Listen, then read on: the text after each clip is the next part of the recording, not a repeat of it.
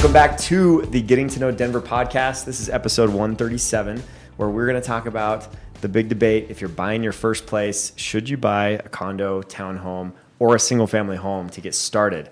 And we're going to talk through the pros and cons of each of those, depending on your situation, your time frame, finances, what matters most to you. And we'll get right into it now and talk about why this matters and what people oftentimes think through when they go through this process. Your first buy, I often think that first buy can be a make it or break it type decision for you, because you make a mistake on the first one and it's going to cost you, and you'll be kind of pedaling upstream. Where if you make a great decision, years. Yeah, you do. Real estate should be long term, right? Is how you should be thinking about it. And if you make a big mistake on the first one, then oftentimes, if you make a great decision on the first one, then it can springboard you to the next one and to the next one. And I've seen many people do that. We've helped a lot of people do that. Yep. So let's talk about the first one to see, what makes the most sense here. Yeah, I'd say commonly when people think of, entering the market, getting your first place, or thinking of getting a condo, especially if your price point is lower, it's kind of a logical entry point. Like you said, it can be a springboard where your dream home might not be a condo, but you can get a really solid condo, live in it, let it appreciate, and then you can use that to move on, move up, and eventually get into your dream home a lot faster than if you never bought that condo at all. Mm-hmm. So especially if location is really important to you, a condo can be an affordable way to get into those more expensive locations. If you have, work inside of Denver and you need to be close to work, things like that, it can make sense to go for a condo rather than getting a townhome or a single family that's like further out from the city. So there's a lot of advantages. Typically, double-edged sword, but the HOA is going to maintain outside of the walls of your unit. So you're not going to have as much maintenance as you would with a single family home. You have access to amenities like pools, clubhouses, services, things like that. So those are all really great things. For some people, it's intimidating, right? Their first home, like they don't want to have to deal with all this stuff, like all the outdoor maintenance type stuff. It's like, sounds like a nightmare to deal with a yard and all that. So I think that's like, for that type of buyer, it's a great option. And if you eventually want to turn it into a rental property, it is nice to have that where you have that lower level of maintenance. Once you've moved on, let's say you're in a single family home, you can, kind of rest assured that you don't have those things going on or the responsibility for them. So the HOA, obviously the negative side of that with condos, you're going to have HOA dues. So that's an additional monthly expense. There's typically HOA rules, regulations, and then you're going to have more neighbors. So those are all kind of the downsides, as well as sometimes financing can be a little bit more difficult in certain complexes. Not only neighbors, but neighbors that you can hear above you and beneath you and on the side. Upstairs neighbors. Sometimes. Yeah. So like how many shared walls you have might be something to think about there. End units with nobody above you, typically preferable for those reasons.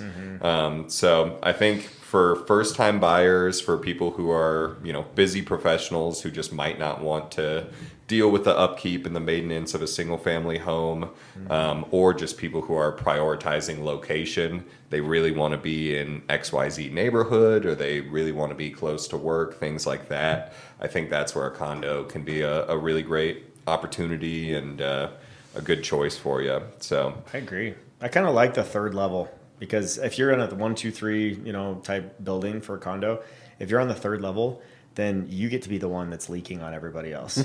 And you get to be the one that is stomping or doing an exercise workout and everyone else complains about you. But you're not the one down below complaining about everybody else above you, or getting that like mold issue from your neighbor whose shower is leaking. Like that would be a bummer to me. So I don't know. I kind of like that, even though the stairs can be a little bit of a challenge for some, especially carrying groceries. I remember doing that in a lot of apartments or condos that I've lived in. But did you do it all in one trip? I sucked it up. Did it all in one trip. That's the rule. I'll break my arse before I go. You have to do 2 loads. Yeah, no way. And then like you get the crease in, like with the old plastic bag, it would just be like this nasty crease in your hands. Now with paper, they just spill all over the place and rip and tear. I'm kind of opposed to that. If you Can we have a soapbox against the mandatory paper bag thing that's going on right now? I could talk for days on that one. I don't know how that helps anything, to be honest, but that's not our topic today. So, and I have to pay 10 cents for it, which is great. So townhomes, what do you think, Brock? Townhomes are a great option because you actually own the land that the property is on. So that's a little bit different than like a condo. You kind of own the box that you're in, right? So you don't have any access to that. Cool thing that I've seen is it gives you access to different insurance policies because you have a lot and block description that's in the legal description of the property. So it gives you a little bit more freedom there. It kind of, you end up having typically neighbors on left and right of you, but you don't have anybody above you or below you. So you don't have like the Hollywood squares where you're going to kind of look up and look down and all the way around. So there's some advantages there. Typically, sometimes you'll get a garage, so you've got a place to park your vehicle and stuff like that, and you generally have a little bit more space. So. So that's the other part that I like. Typically, you kind of got ground level entrance, so you're not going to be going through flights of stairs as much. But if you want to break your arms carrying groceries, you certainly can. So it's a good way to go between like the apartment style living that you get with a condo versus the single family home. You typically still have an HOA that does some of the big things for you, but so if you want to travel for a long weekend or if you're gone for a couple months at a time, someone else is taking care of your snow removal. You just have to worry about everything that's inside of your wall.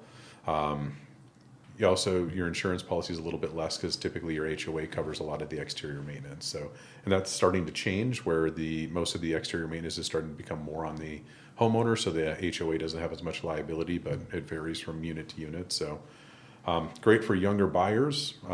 Again, the privacy aspect, right? So you've got thicker walls on either side, but sometimes you get an end unit where you only have one neighbor. So you have a better option there. Lock and leave lifestyle, right? So you get some more room, but you can just lock it and take off and go.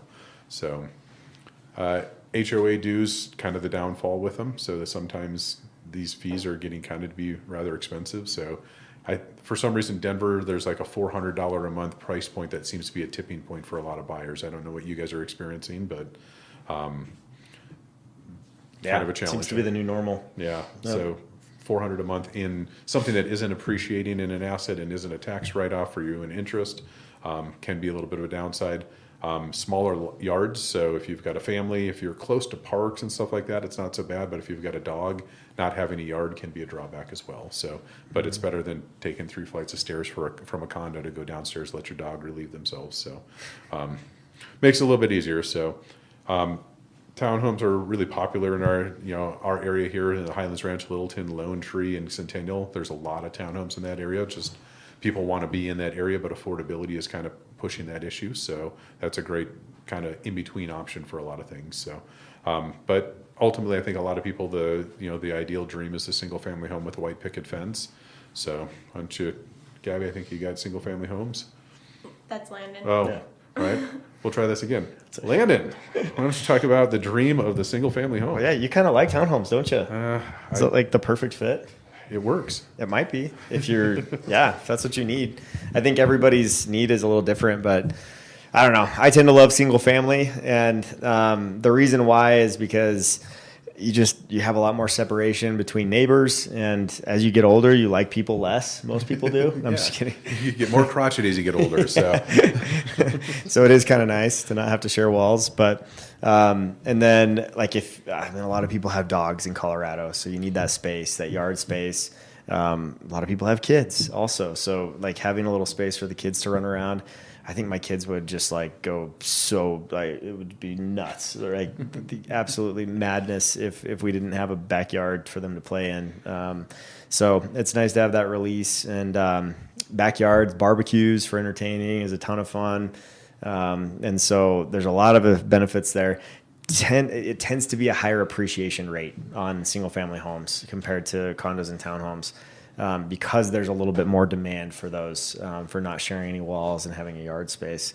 And then you get all the freedom to do updates on the outside, because like on condos and townhomes, a lot of times you can't touch the outside of the property because it has to look uniform with the rest of the building. Where with a single family home, I can put my own shutters on, my own paint style, my own garage, whatever I want to do, and it's cool.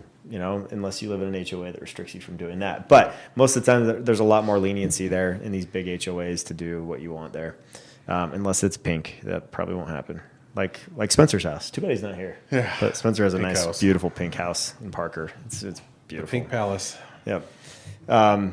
And then ideal, I think it's ideal for a lot of situations. Could be, you name it, young professionals, families, individuals, aging, people that are trying to avoid stairs. There's a lot of great ranch style homes. So there's a lot of things to like about, not sharing walls, and it does have a little more maintenance to it though. So you got that factor of just being willing to mow the yard every week, pick weeds.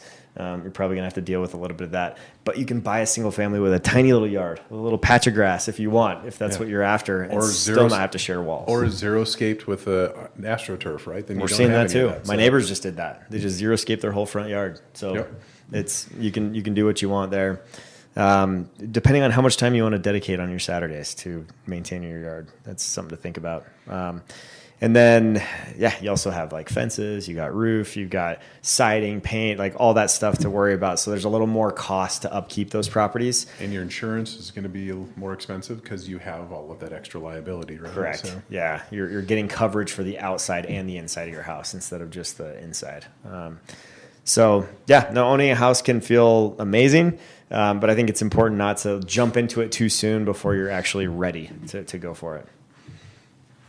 Yeah, and there's definitely a better choice depending on what situation you're in. If your budget is tighter, a condo might help you enter into the market sooner. And if you want balance, a townhome often provides the best middle ground, kind of giving you some of the aspects of the single-family home while still having some of that affordability of the townhome as well as the condo, as well as less maintenance. But if you do need more space, then the house might be worth stretching for if you can do that and still be within your means. And then if you might move soon, a condo or townhome may provide the flexibility that you need depending on the market conditions and your maintenance needs. And if you hate repairs, then a condo or townhome community may reduce your day-to-day ownership stress. So, yeah. For sure. Yeah. And I think like one of the biggest mistakes that some people make is they just wait too long before they instead of buying something, they wait for 5 years to buy like what they really want, right? And then by the time they get there, that house is not affordable to them because the market's grown faster than they could save, right? And so that's a big challenge. And I like it sounds kind of funny now, right? Because we haven't grown in 4 years. However, if you were in 2015 and you were holding out, waiting to afford something bigger and you didn't buy anything, then you got way behind the eight ball. Where if someone bought a condo back then and it grew 10% per year for the next 10 years, 7 years, then all of a sudden you're in a much better spot, compounding each year. Yeah. So, well, we had a client that bought was kind of sitting on the fence, really wanted a single family home for the longest time. And the market just kept outpacing. And I mean, we looked at some properties that were in dire straits, even for his price point. So we ended up going with a townhome, and he just latched onto this home improvement and modeled it like, I don't think we've ever been to a listing appointment where you walk in and there's a 25-year-old single guy who lives in a property, and you walk in, you go, there is nothing I would change. It is show ready to go right now.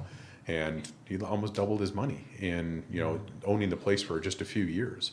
So with the improvements that he put into it and everything else, so that was a great way for him to springboard into his more long-term plan. And that's the thing is it's always this short-term thinking that people are like, well, I want it now. And then they just miss out on that opportunity. Sometimes just buy it. I mean, the first house I bought in Colorado was not my dream home, but I lived in it for 7 years and was able to do enough to it to increase the value on it and turn around and sell it and put me in a great financial spot. Yeah. So, and you got to have that vision of, what are you going to do? And, think of a 5 or 10 year plan, which is hard to do sometimes. So, yeah. And some people listening or watching are probably thinking like how on earth could anyone ever put like $200,000 into a house? Right? Like it seems unfathomable for a lot of people that have never owned a home. And so like homeowners have a 46 times on average greater net worth than people that are renters. Like That used to be renters. 42. Now it's 46. Yeah. So So it just like there's a huge discrepancy there, and the reason is because most people's nest egg when it comes to retirement comes from real estate. 89% of millionaires in the Millionaire Mind and the Millionaire Next Door books, when they surveyed them, they said that like they attributed real estate as the number one factor to how they became a millionaire, right? And so real estate can help you in so many ways, whether it's tax advantages, whether it's appreciation, whether it's cash flow.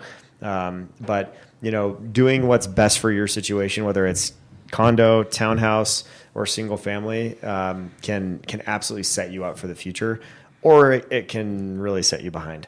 So definitely call an expert. Talk to us if you're in Denver. We would love to help you and get you into the right fit for you, so that it's not something that you regret and you pay the price for 5 to 10 years.